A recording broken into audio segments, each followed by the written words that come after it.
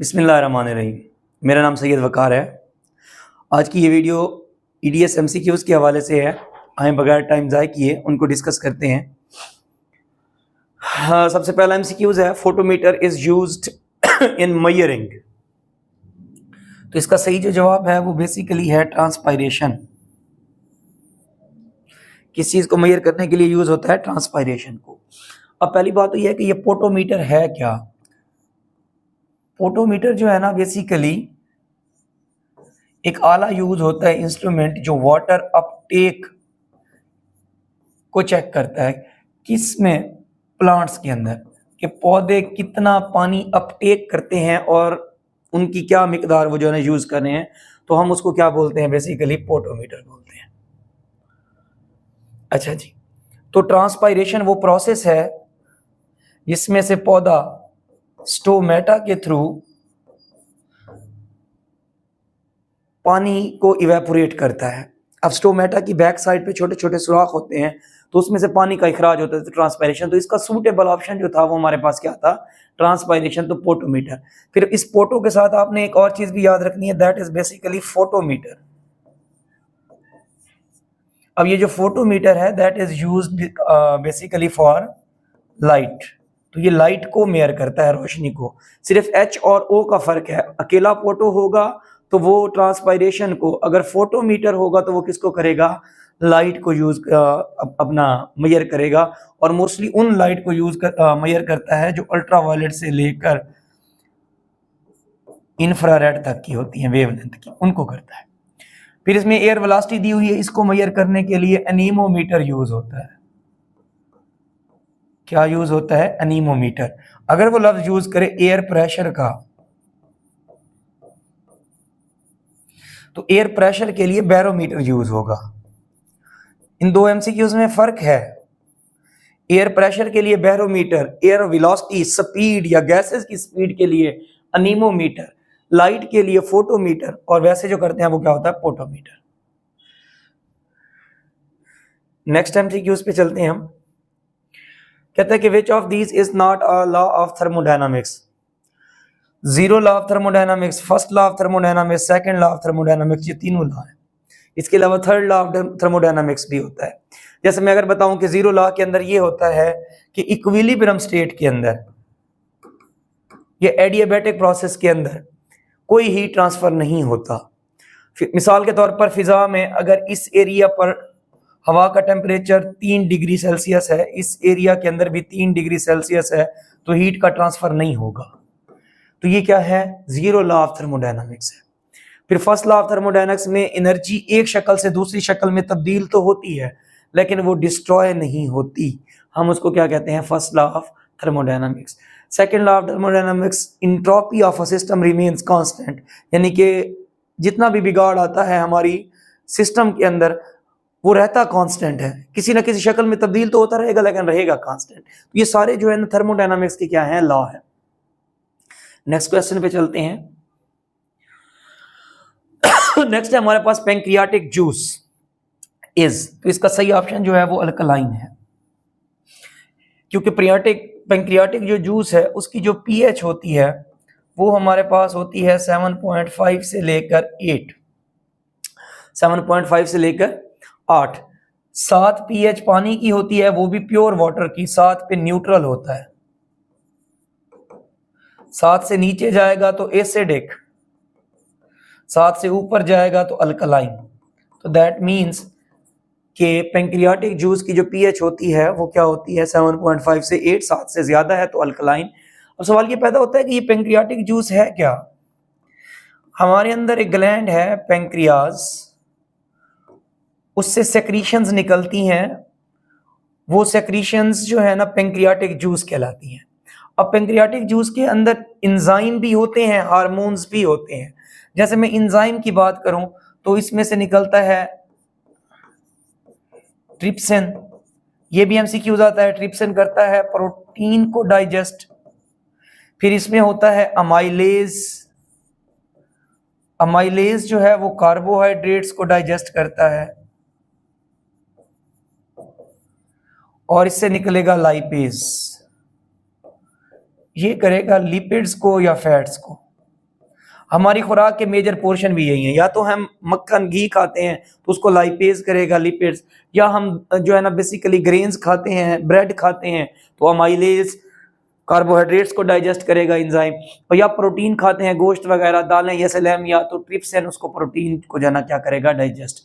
अब ये पेंक्रियाट अपनी सेक्रीशंस कहाँ खारिज करता है, तो वो करता है ड्यूडिनम के अंदर। ये ड्यूडिनम पहला हिस्सा है स्मॉल इंटेस्टाइन का, यानी कि हमारी जो आंत होती है उसके पहला हिस्सा क्या कहलाता है, ड्यूडिनम। उसमें अपनी सेक्रीशंस खारिज करता है। ये 3 एंजाइम्स होते हैं, उसके अलावा हार्मोन्स भी हैं जैसे इंसुलिन, वो भी पेंक्रियास से प्रोड्यूस होता है।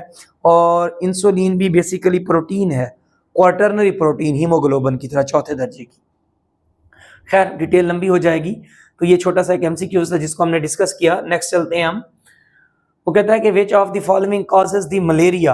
अब पेस्ट बैक्टीरिया वायरस ये नहीं कॉज करते, बेसिकली क्या करता है, प्रोटोजोआ जो है ना वो कॉज करता है मलेरिया को, और इसको बोलते हैं प्लाज्मोडियम। अब 2 तरह के एमसीक्यूज पूछता है, जैसे इसने कॉजेज का पूछा, वो पूछे कॉजेटिव एजेंट। कॉजेटिव एजेंट जो है वो प्रोटोजोन, यही प्लाज्मोडियम है। इनकी डिफरेंट टाइप्स भी होती हैं, जैसे मैं कहूँ falciparum, plasmodium falciparum, plasmodium vivax, plasmodium malariae, plasmodium ovale, तो डिफरेंट किस्म के हैं। हाँ, अगर वो मलेरिया में आप तो कहेंगे कि मच्छर से प्रोड्यूस होता है। अगर वो बात करें वेक्टर की, वेक्टर का मतलब होता है कैरियर, तो वो एनोफ्लीज है। एनोफ्लीज जो है वो बेसिकली मॉस्कीटो है। अब इसको मैं वेक्टर क्यों कह रहा हूं, अगर वो पूछे एमसीक्यूज वेक्टर पे तो फिर एनोफ्लीज है, अगर वो पूछे कॉजेटिव एजेंट पे फिर प्लाज्मोडियम है या प्रोटोजोन है। क्योंकि ये जो प्लाज्मोडियम है अपनी जिंदगी का आधा हिस्सा मच्छर के अंदर पलता है, मच्छर के स्लेवरी ग्लैंड में रहता है। और एनोफ्लीज में भी फीमेल्स काटती हैं, मेल नहीं काटता, क्योंकि फीमेल्स को अपने एग्स को, अपनी प्रोजनी को बढ़ाने के लिए, एग्स की नरिशमेंट के लिए ब्लड की जरूरत पड़ती है। तो अपनी जिंदगी कुछ हिस्सा वो कहाँ पर गुजारता है, मच्छर के अंदर गुजारता है। इस वजह से मैंने उसको किस चीज का नाम दिया, वेक्टर का नाम दिया। तो हर वो चीज जो कैरियर हो किसी चीज का तो वो वेक्टर कहलाता है, और हर बीमारी में वेक्टर हो ये जरूरी भी नहीं। तो दैट मीन मलेरिया में वेक्टर जो है वो मॉस्किटो है, एनोफ्लीज वो भी फीमेल्स, उसके अलावा जो प्लाज्मोडियम है, फेल्सीपेरम वाइवेक्स, मलेरिया ओव्यूल, ये सारे क्या काज करते हैं, मलेरिया काज करते हैं। नेक्स्ट उसने पूछा हुआ है Pulikulam is the indigenous breed of. तो पहली बात तो यह है कि ये इंडिजिनस ब्रीड है इंडिया की, ये इंडिया की एक स्टेट है तमिलनाडु, और ये जो लफ्ज लिखा हुआ है पुलिकुलम ये वहां का एक गांव है। वहां पर पाए जाने वाली गाय, उसको जो है ना हम क्या कहते हैं, पुलिकुलम कहते हैं। तो इसका जो सही ऑप्शन है दैट इज बेसिकली चार्ली या काउ। ये भी वो वाली काउ है जिनको जेबो बोला जाता है। जेबो का मतलब होता है बॉस इंडिकस, या ऐसी गाय जो ऊंट की तरह हो, ऊंट की तरह उनका क्या हो, हम्प हो, उनको बोला जाता है बॉस इंडिकस या जेबो। ये भी याद रखिएगा। तो तमिलनाडु इंडिया के अंदर एक स्टेट है, काउ का नाम है पुलिकुलम, क्योंकि इस वहीं की इंडिजिनस ब्रीड है ये। उसके बाद नेक्स्ट क्वेश्चन है which of the following disease germs enter through the open mouth. जख्म से कौन से दाखिल होते हैं, ट्यूबरकुलोसिस नहीं है, टाइफाइड भी मुंह से दाखिल होता है, मलेरिया मच्छर के काटने से दाखिल हो रहा है। तो इसका सही ऑप्शन हमारे पास अल्फा या टेटनस है। जब कभी भी एक कॉमन फिनोमिना है, आप रोड पे एक्सीडेंट हो जाए, गिर जाए, खेलते हुए गिर जाए और आपको जख्म आ जाए तो एंटी टेटनस शॉट लगाता है। उसकी वजह ये होती है कि एक बैक्टीरिया है जिसका नाम है क्लस्ट्रीडियम